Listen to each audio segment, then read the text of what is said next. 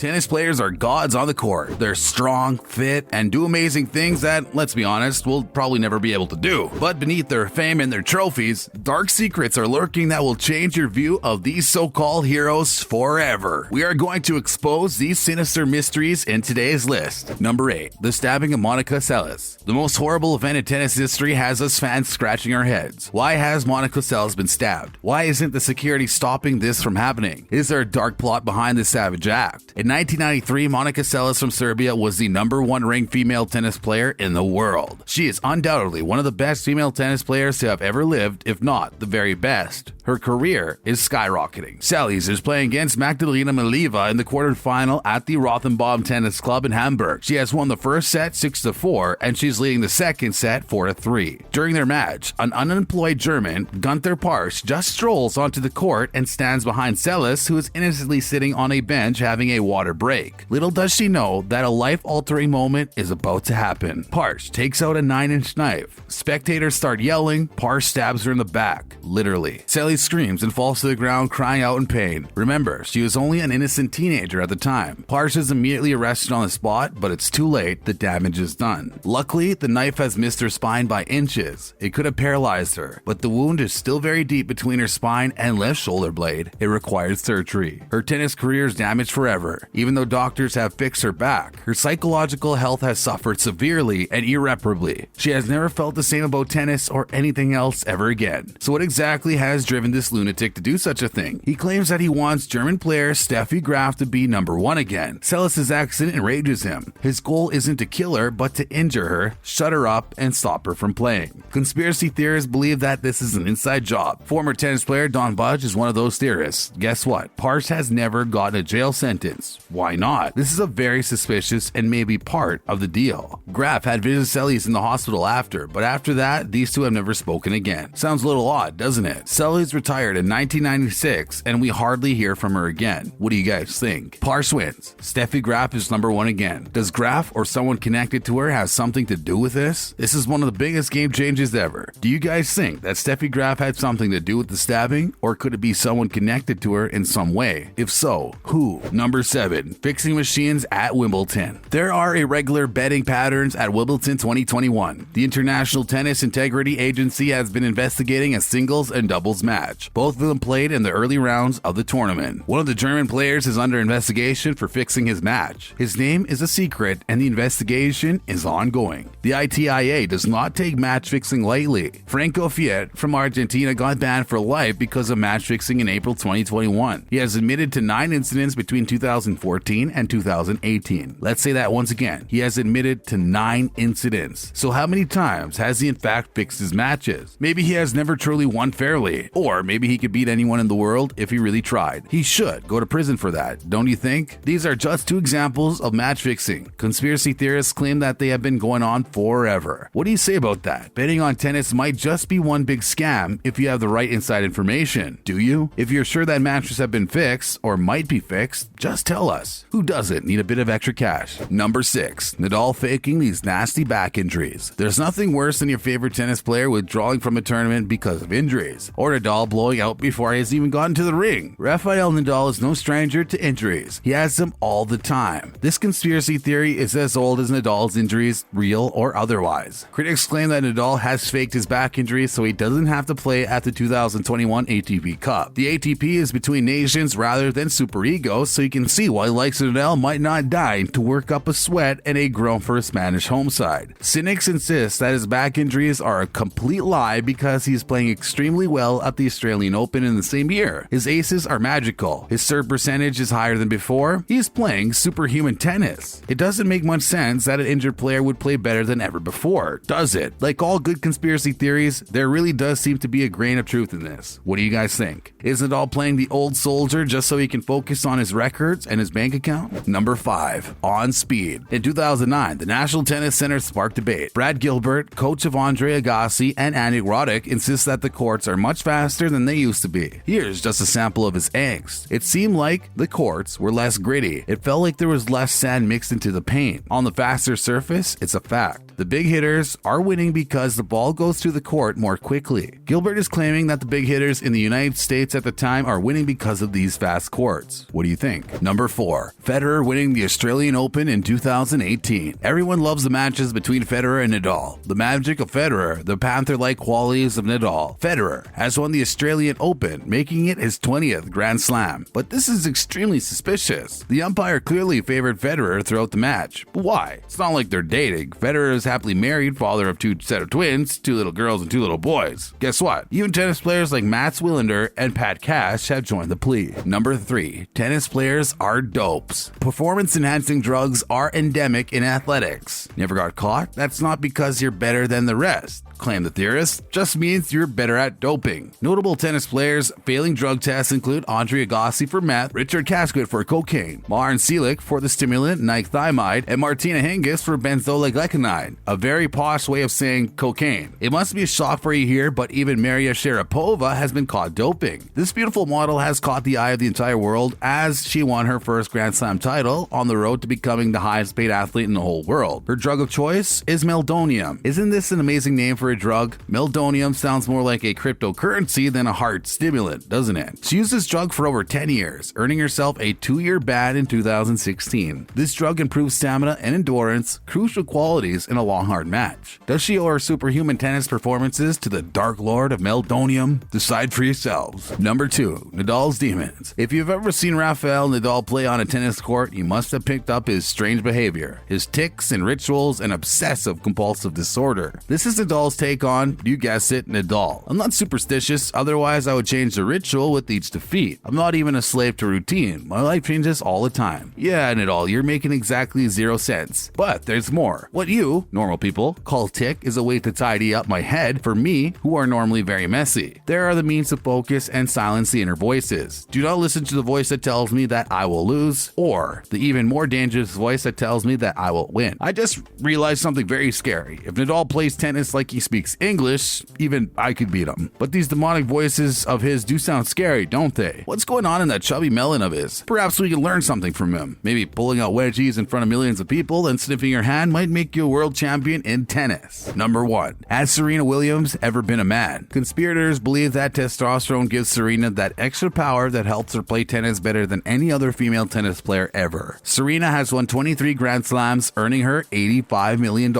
Try beating that record. Serena has even pitched up in a jacket with these words written on them. Queen, don't be afraid to rule like a king. This is a strong statement. She thanks her mother for her support in dealing with hate. She embraces her muscular physique. She's proud of her biceps. She herself calls them her weapon and machine. This is what she tells the haters. People would say I was born a guy all because of my arms or because I'm strong. I was different to Venus. She was thin and tall and beautiful, and I am strong and muscular and beautiful. In any case, Serena has a daughter. Only a woman could give birth, as we know. Men who have changed their gender are highly unlikely to do so. No offense to you out there who might be transgender, there just isn't enough medical research proving that it's possible or safe yet. Serena rises above the hate by wearing a Black Panther style bodysuit never worn before at a tennis event. She looks amazing, like a warrior prince. Forget those conspiracy theories, otherwise she'll hit you over the head with her racket. Believe me, you will never think or look the same ever again if that happened. You might actually start talking like Nadal. Thanks for watching our video.